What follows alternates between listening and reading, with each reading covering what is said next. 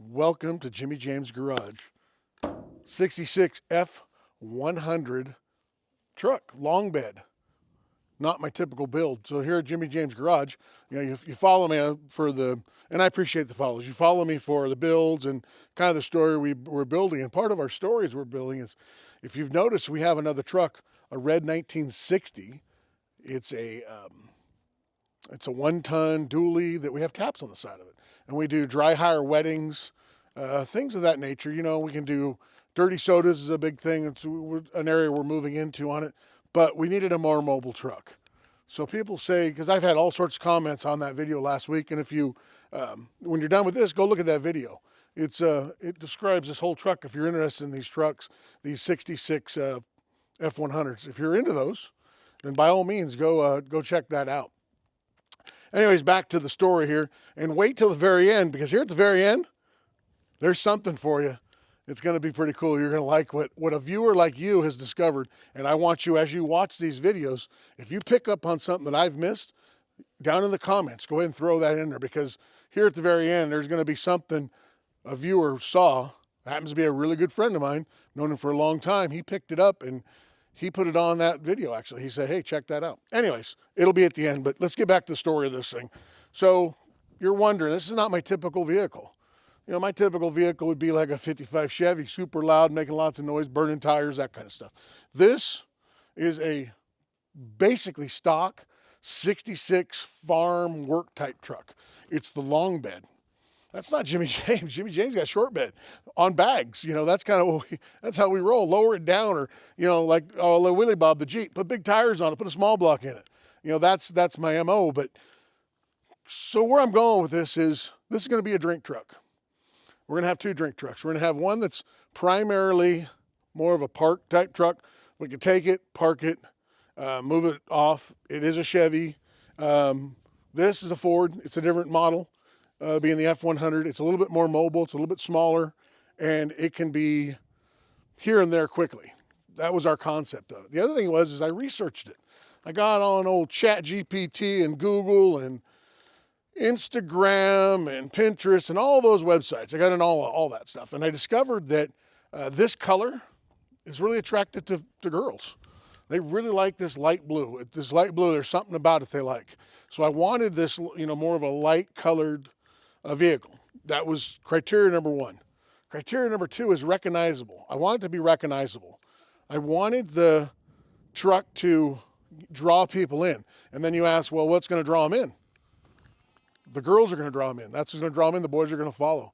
I hate to say it that way, but that's the way our world works. So I did a lot of research on that, and notice in weddings and events, things like that, you and your wife are walking around. She goes, oh, look, there's a dirty soda truck. You're going. You better figure out what you want to drink, because she's going to drink it. And that's kind of how these go. Not always. It's not 100%. And if you don't think so, put it in the comments. Tell me I'm wrong. We talk tough that we're in charge. Yeah, no, that's not really it. So where am I going with that? Where I'm going with it, I needed something recognizable. This is recognizable to almost all the generations now. In my generation, this was just kind of an older truck. This wasn't really an old truck, but now we're, at 2025 going into 2026. This is an old truck. So this screams your grandfather. You remember your grandfather? He drove a truck like this, whether he was a farmer, whether he was a carpenter. Why did I say carpenter? Because that's what this truck was. This guy used it for carpentry. That's what his job was, and that's what he bought this truck for being a carpenter. So we all have, like my uncle drove a truck like this, and he was a sheet metal worker. He was a, what do they call them, HVAC guys now, heating and air guys. He was called sheet metal worker back then. But he actually drove a light blue Ford, and it was a little newer than this, but again, very recognizable, especially for, my generation and younger.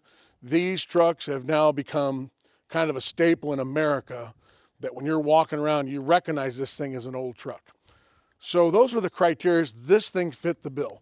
Of course, it was original type paint. I really wanted that. Because what I'm going to do is I'm going to buff this thing up. I'm going to take the buffer wheel and I'm going to shine it up. I'm going to leave all the character. So all these character pieces are going to stay. I'm going to paint the wheels up. We're going to clean up those caps. We're going to get new tires on this thing. And we're going to make it very reliable So that made the other criteria. The whole goal was so it's attractive for dirty drink, soda truck, and dry hire. So the dry hire. And if you're not familiar with dry hire, what dry hire is I'm putting a lot of information out there for you. Dry hire is if you have a wedding and you want to have a bar, serve alcohol at it, you're the one that purchases the alcohol. We show up with a truck and a couple bartenders, and we pour from a truck like this that has taps on the side of it. And it speeds up the process. You can get a couple signature cocktails. Don't think of tap as beer, because most of the taps are not beer. You can do signature cocktails and then do 1 or 2 beers. So that's what a dry hire is. The customer buys the alcohol, we serve it. It saves them money, it saves them time. They get a cool truck they can take pictures with. It comes out of a neat, it's a great conversation piece, because as weddings go, there are a few hours. People like standing around the truck and talking about it and getting cocktails out of it. Again, your bar service goes way up. It's going to be very fast. We were at a wedding not too long ago, and they had a trailer there. It was real slow. It took a long time to mix each one by hand, and they're not going to be as even. Batch cocktails are going to be even. So if the bride wants the rum and coke, and the groom wants the pina colada or the old fashioned, you mix those in there. They're balanced. They're always the same. They have the same amount of alcohol in them. They have the same amount of all the liqueurs and everything to make the flavor, and they taste great. So every pour tastes great. And then you get your beer. So it's a great concept. So back to the truck and a couple questions I have. Well, let me tell you what else we're going to do. Right here, a girl named Kat, who is a great artist, she is going to put door art on this.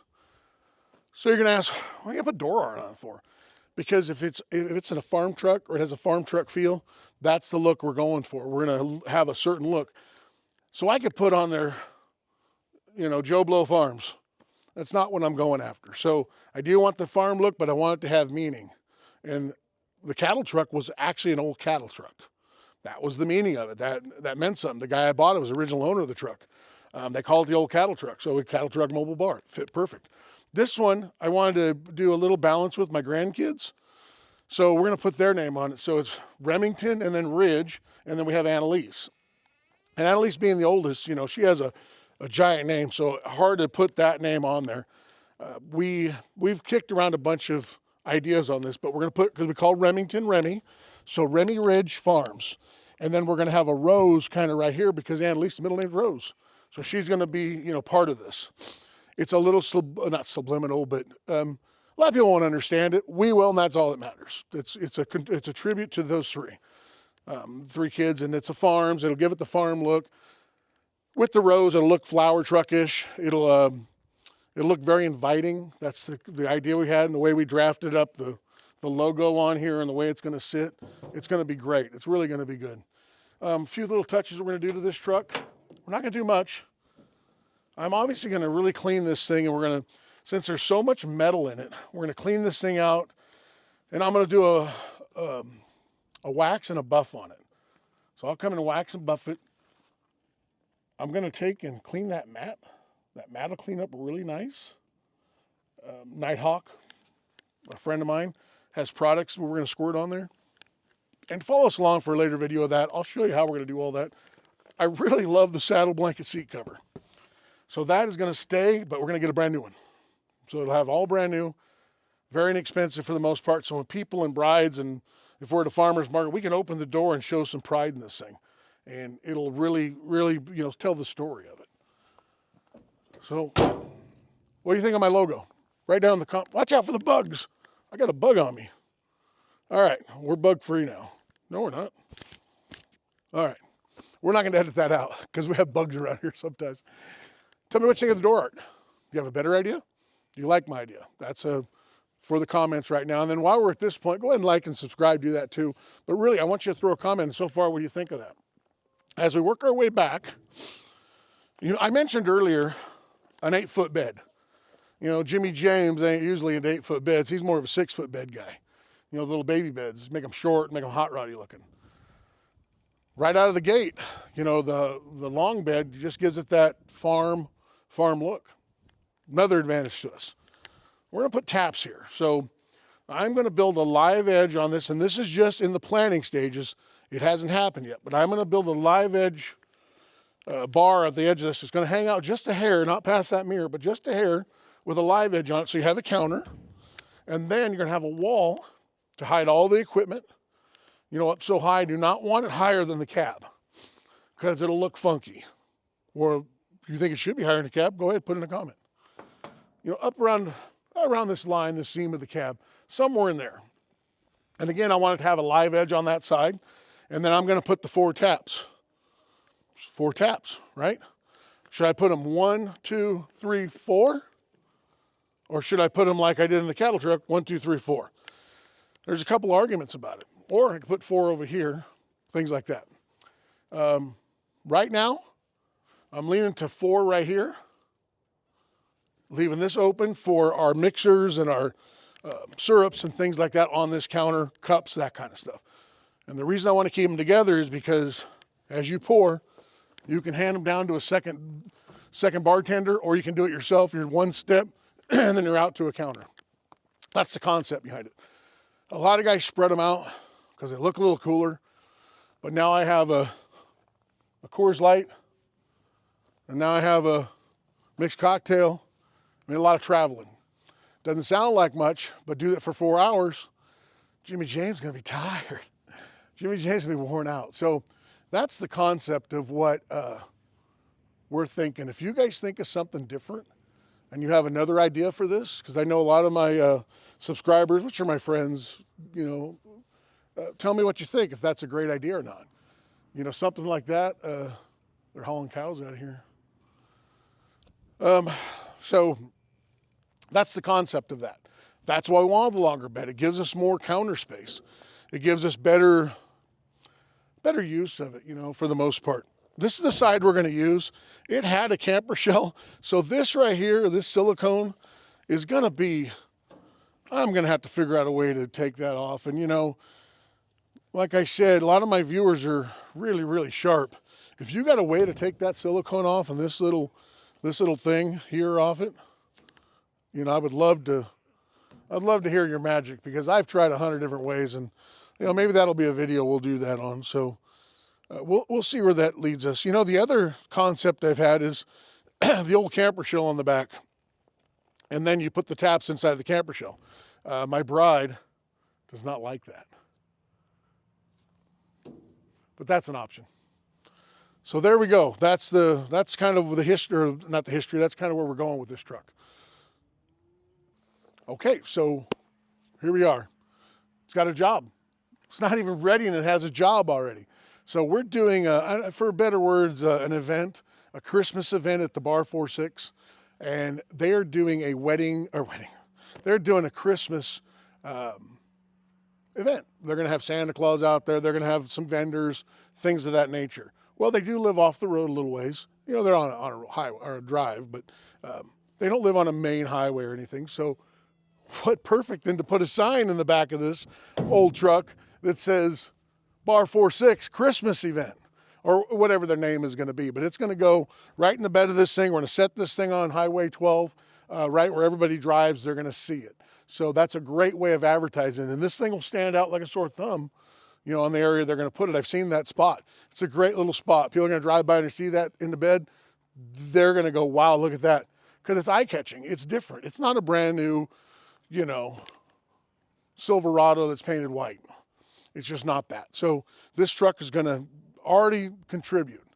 And that's going to be a great event. And we're going to be out there with the cattle truck doing our, we're going to do dirty sodas basically. And we're going to do hot chocolate and cider and coffee and that kind of warm drinks also. Santa will be there.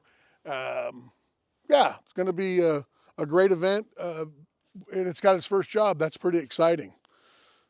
So what I didn't touch on is the kind of the feeling this truck is bringing to us and bringing to our customers. And that leads us into, you're doing all this, but you know, this isn't Jimmy James garage stuff for the most part. You're going to see some of the builds. You're going to see some of the work on it because it is a vehicle. But we're starting a new business. We've already done a couple events. And this is something we're going to do on the side. Besides the garage, it's a good fit for me because as many of you know, and I've owned food trucks and things of that nature prior, it's a car theme because Jimmy James is a car guy, even though it's a truck. My bride's gonna tell me, you said car, but it's a truck. Oh, there we go. So that's kind of what it's gonna entail. But let me show you what you, the viewer, picked out last time I did a video on this. Come here, let me show you. It's pretty cool. So I'm gonna have my camera girl, the best camera girl in the world, by the way. She's the best. And if you say different, shut your mouth. Okay, now we gotta see if we can open this thing. There we go. See, in a new truck, you don't have to worry about it. You just go in and pull the handle or push the button. All right, this is a 351M. We're not gonna get too much into the motor. It's not original to the truck. It had a 352 in it. This is a very common upgrade on these things, and it was upgraded quite a while ago as you look. But if you come around to this side, my favorite camera girl, or that side, look at the fan. This is the fan here. So she's not sure what a fan is, but that's the fan. She's not a car person. So that's a fan. So when I was showing this vehicle, a good friend of mine by the name of Truman, he is a car guy like me. In fact, quick story about Truman.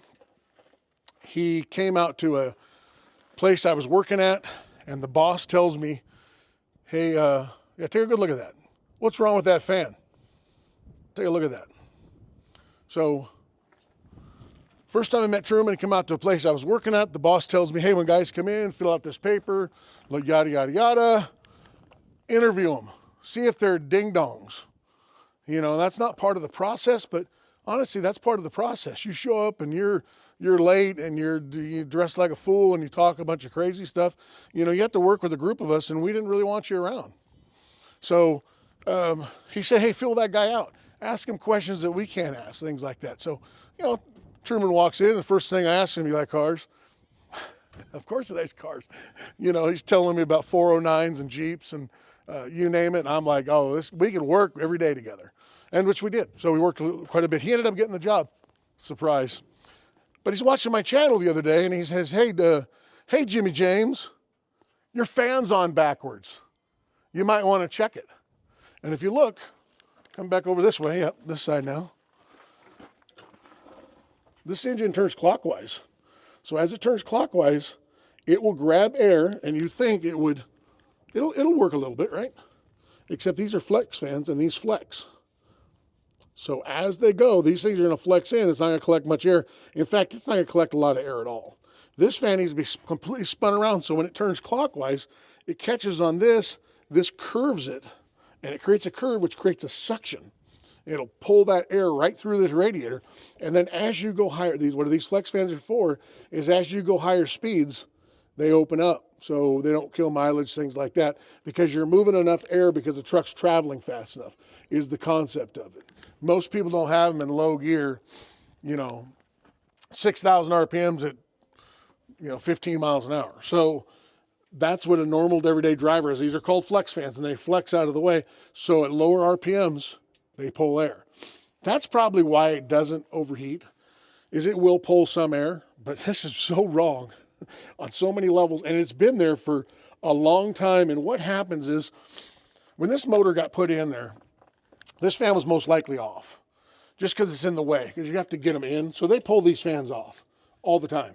They drop the engine in, they put the fan back on, and they weren't watching. They just put it back on, didn't even think twice about it. That's a mistake that I make, everybody makes. A lot of mistakes are made that way. It happens. It happened to this one. So I'm going to turn the fan around. How about that?